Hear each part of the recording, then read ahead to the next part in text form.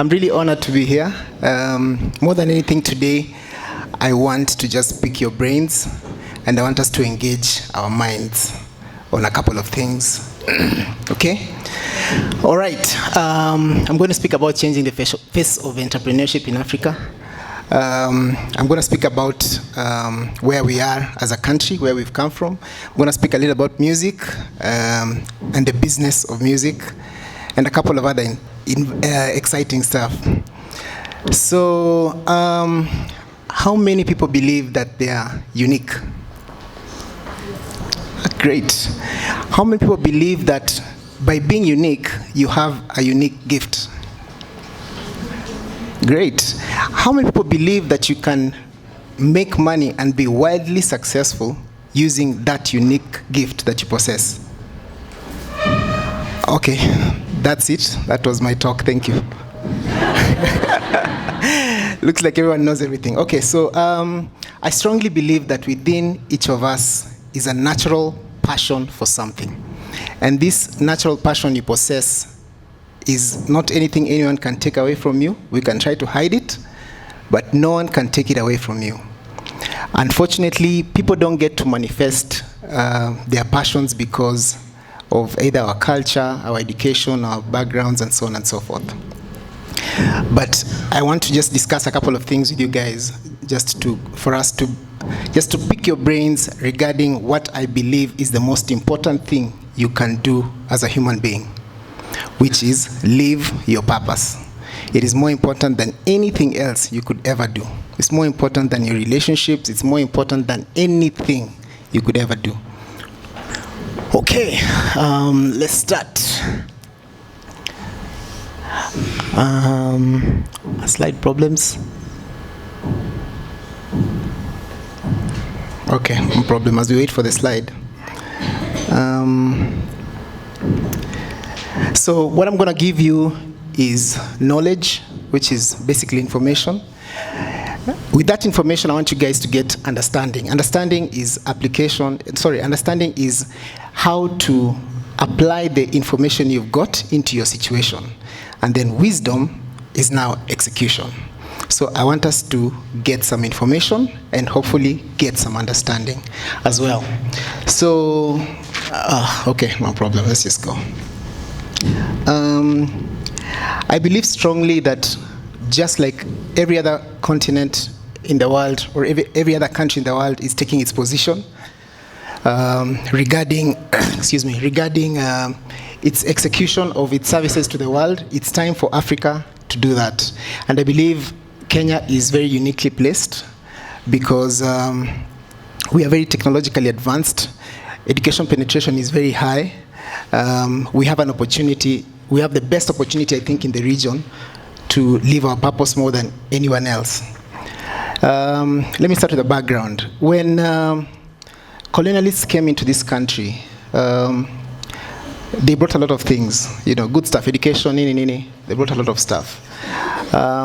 Their primary agenda for the people of that country, of this country, was to create employees, which were people who could help deliver their visions and their plans, which they did. Unfortunately, when they left, we remained with that mentality.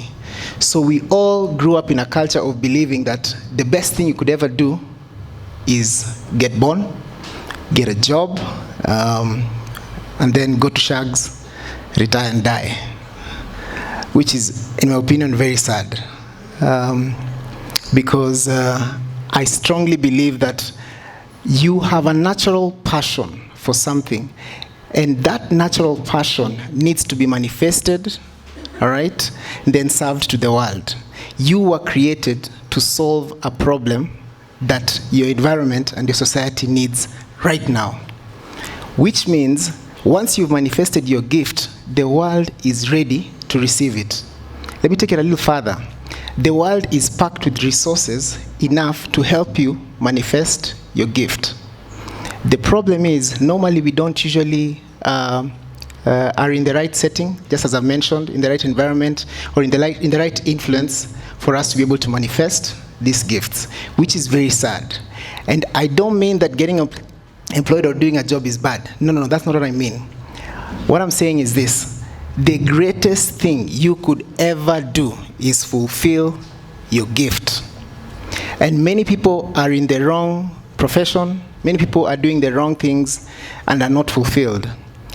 There is nothing as sad as being successful in the wrong thing, because it is the most depressing thing you could ever do.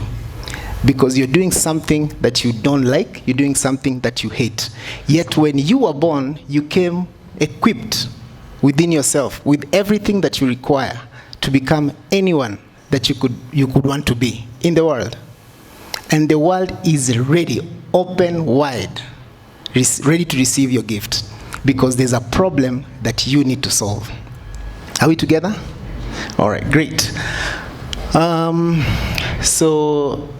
Let me explain using a phone. What is the most important part of this phone? I hear a screen. Someone else? Sorry, contacts? Great. SIM card, battery. Mouthpiece. All right. So if okay, let's choose one. The mouthpiece. Say the mouthpiece is the most important part, right? So let's take out the battery. Okay, we leave you everything else except the battery. Do you have a phone? No, you don't have a phone. Let's take out the screen. Do you have a phone? No. Everything is meant to work in this phone because the battery powers something. The screen helps us read, which is powered by something else. There are wires inside, there are circuit boards inside, and so on and so forth. That is the way the world works. You have a gift, someone else has a gift in something else, and someone else has a gift in something else. And my gift gets me to a particular point, and someone else elevates me to the next level using their gift, and so on and so forth. That's, in my opinion, the way the world is supposed to work. However, we live in a society that glorifies certain professions and diminishes others. And it's one of the, in my opinion, to be honest, it's very sad because it took me so many years for me to start saying proudly that I'm a musician. Why? Because if you told somebody you're a musician, they would ask you, all right, that's really cool. So what do you do? You know? So, yeah, it's taken a bit of time because especially for me, being a music producer is something not many people even understand. My mom was just confessing to me she has no clue what it means to be a music producer. So I'm going to explain a bit of that in the next few minutes. But I want us to get that fact, that we are all interconnected within our gifts that are supposed to help us, help each other, and solve a problem in this society. Are we together? All right. Let's take some examples of a few people who are, in my opinion, are exercising their gifts. It is very sad that the world or the society or the environment, or we have a mentality of not encouraging people to manifest and grow their gifts. Yet, think about it, the most successful people in the world are actually people who manifest their gifts. And let's look at some examples. Look at Tiger Woods. Think about golf. You know the game golf? There's a small, tiny ball and a stick. All you need to do is hit that ball to a particular destination. That guy does that, and in 1997, got almost $500,000. 1997. Imagine how much he's worth right now. By doing what? Playing golf. That's it. Let's look at another example. Look at Martin Luther King. I mean, this guy could talk. He could inspire people. And he changed a generation. He had a gift. It was special and unique to him. One of the guys I look up to is called Dr. Dre. He just did a deal with Apple. I think he was paid, Dr. Dre, he was one of the first hip-hop billionaires to cut a billionaire deal, billionaire in US dollars. So you can imagine. It's not a joke. Dave Chappelle signed a three or four episode series with Netflix, each worth $20 million. just for him to stand somewhere and make people laugh, you get paid $20 million for each episode, and he did 3. Crazy, huh? Wizkid just signed a Nike deal with just signed a Nike deal in September, a few months ago, actually last month, just signed a Nike deal, our global deal. What I'm trying to explain is this: it doesn't matter whatever gift you have. The world is packed with enough resources to help you manifest and deliver your gift, and you can be wildly crazy successful just by doing what you love. Just by doing what you love. Yeah, there you go. So let's look at a couple of challenges that we have. So first of all, the society can influence you away from your gift strongly, and it can actually plan for you. You can get born and you're given instructions to go to school, to be someone you don't like, to do things you don't like, finish it, get a job, go to a boss you don't like, receive instructions all your life, and you can imagine how sad that is. And as I said before, even though you be successful in whatever it is that you're doing, it's unlikely that you'll be fulfilled because your passions are tied to something else. Your passion is tied to the gift or talent that you possess.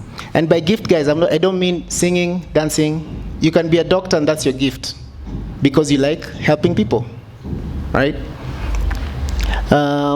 So my main message for today is to make sure we stop telling people what they should do, but help people manifest themselves. Let me explain, for instance, how the music industry works. So my title is, in the music industry, is music producer or music director. So let me define what a music producer does.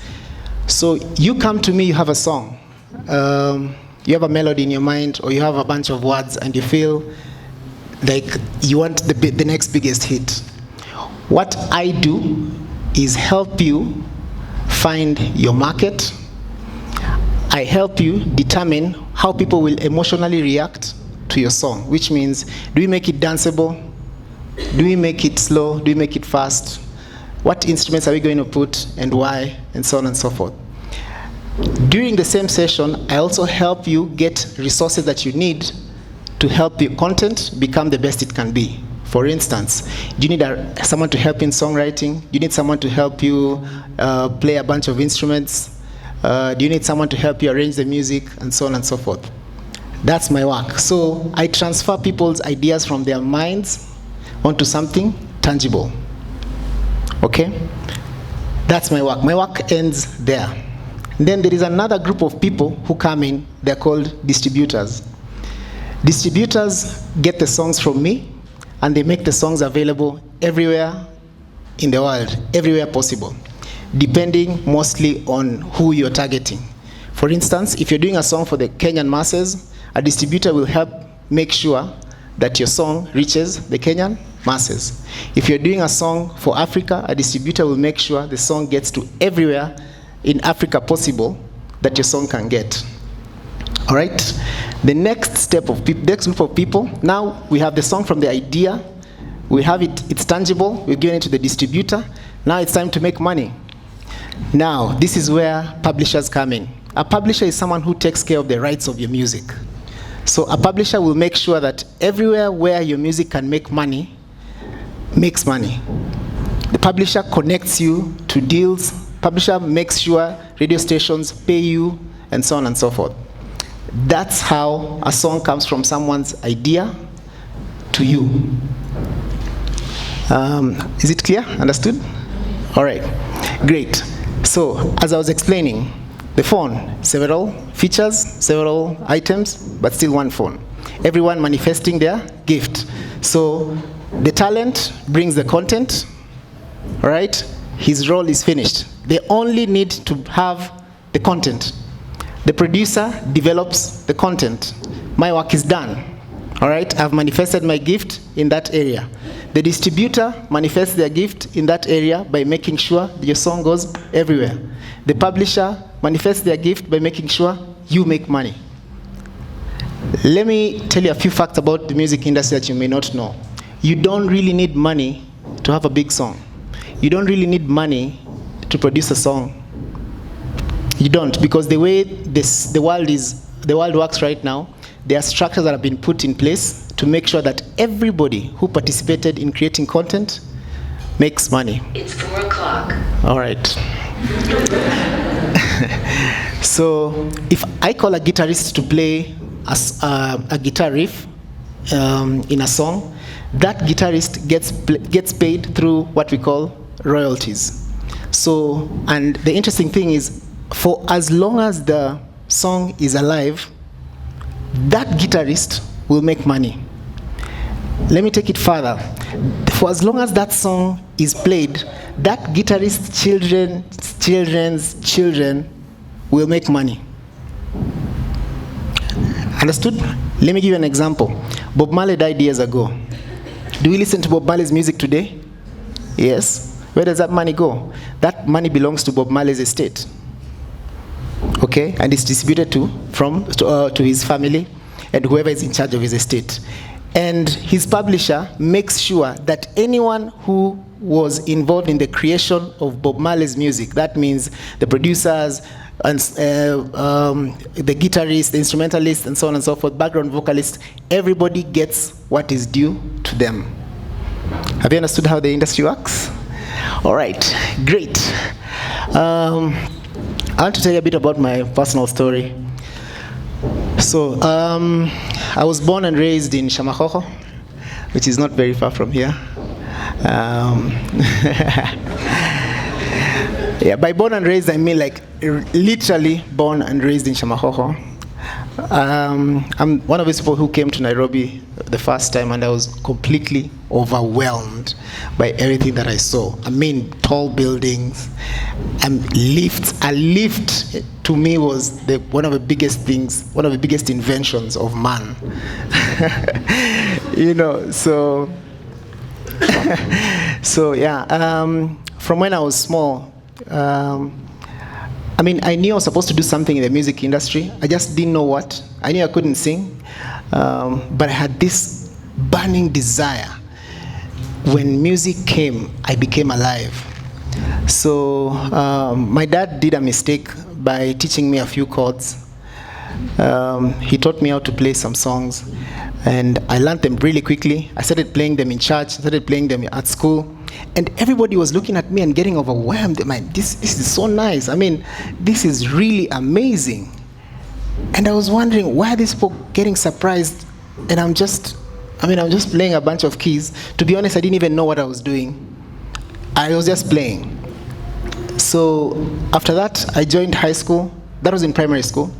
I joined high school, and the high school I went to didn't have a music club or music anything. I mean, we had music, the subject, but that was it. So I called a couple of people and told them, guys, let's form a band, let's create a music club, let's get this thing alive.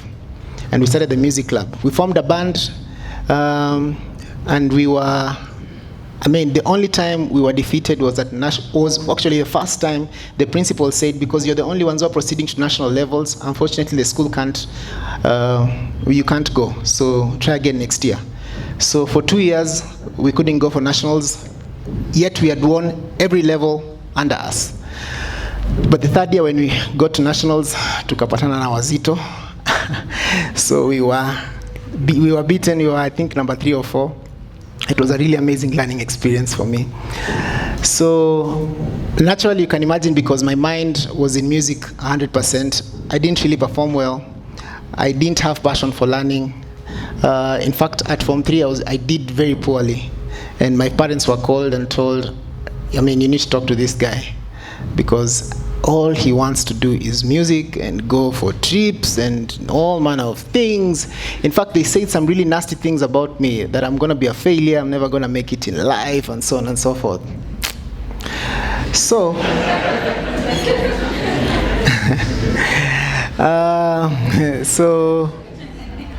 When I finished high school, actually when I was still in high school, this guy comes to me and tells me, hey, I hear that you can play keys. I have a computer. And I hear that you can produce music with keyboards and a computer. I was like, really? Let's do it. I have a keyboard. All right, no problem. So we got a house somewhere near here called Mwanzo. It was like a small bed sitter. We used to pay 1,500 bob every month. Yeah. So we started our studio there. That was our bedroom studio at that time. We grew. I got to a point I realized that I needed to take my content out of Eldoret because, we didn't have competition at the time. People were producing music, but the kind of stuff we had, I believe, was meant for something greater. So I decided to move to Nairobi. Meanwhile, my loving mother, who I love very much and who loves me with all her heart, sat me down and told me, you're doing law. And I said, okay, no problem, let's do law. So I started my journey with law, but to be honest, I gave my parents hell because I was never in class. Lecturers used to chase me away from class. I had dreads those days. You can imagine a lawyer with dreads. For me to go to court, I had to funga Bobo Shanti.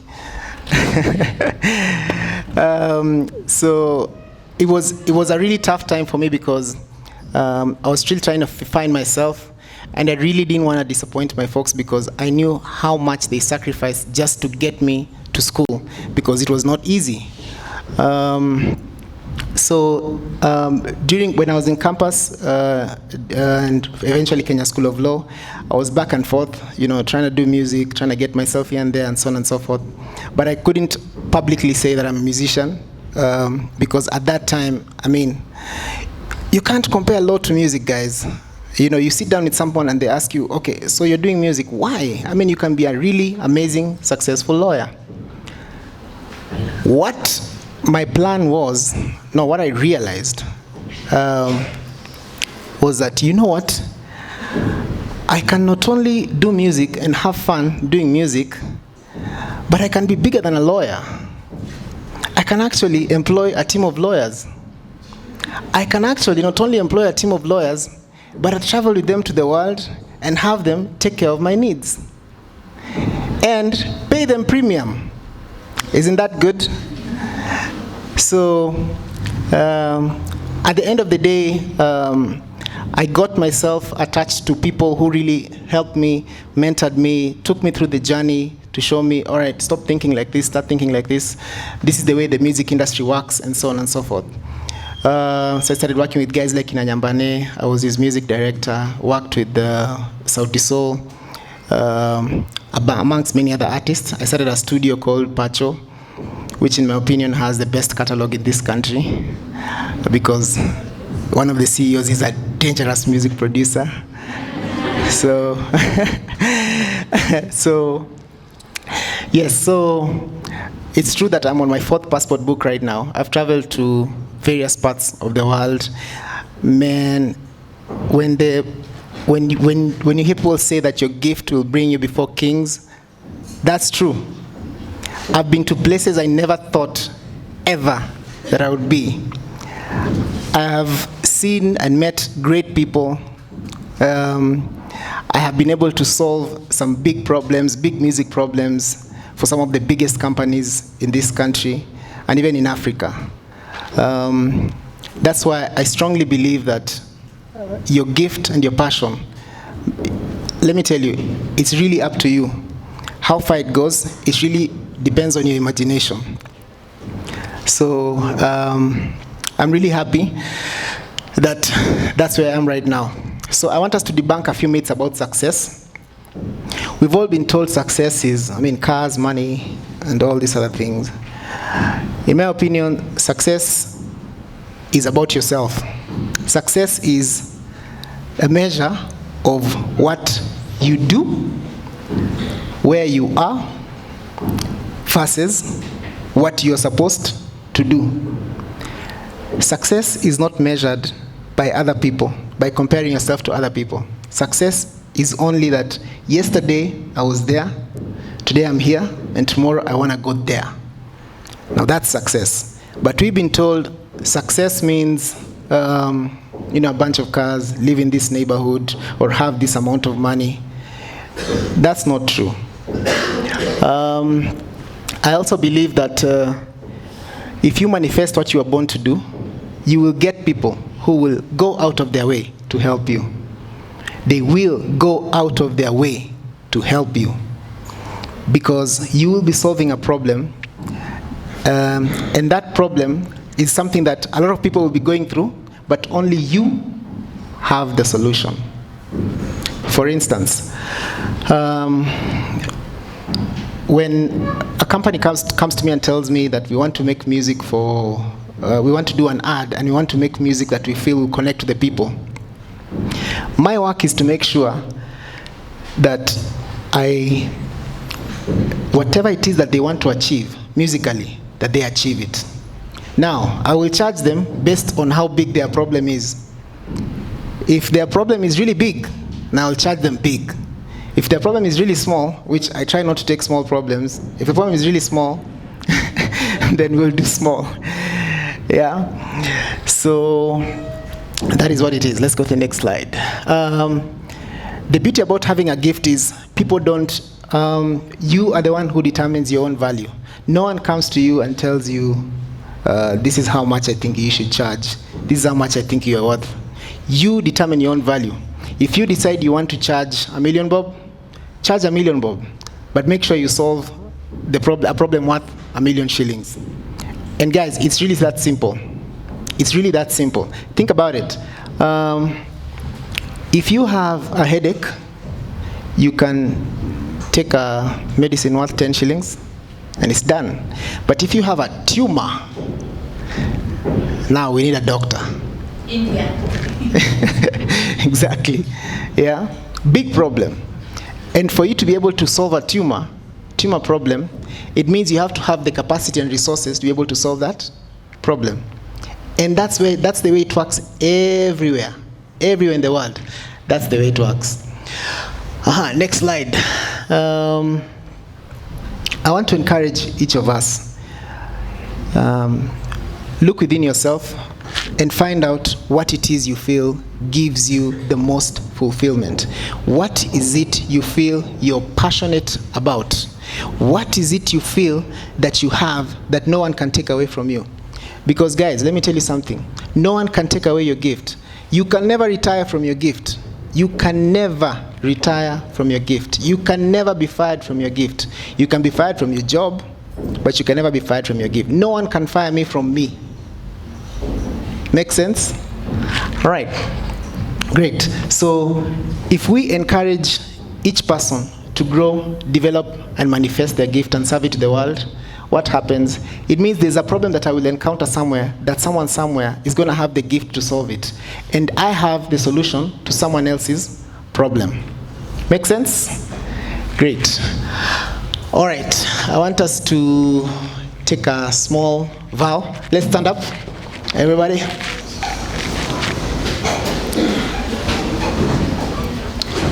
All right. Put your right hand onto your chest. And repeat these words after me. Great. Repeat these words after me. I have a gift. I have a gift. I will not be affected by others' planning. I will make my own plan.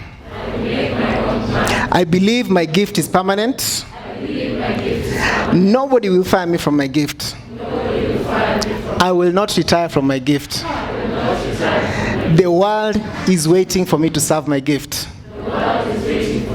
And it has all the resources for me to be successful. Thank you.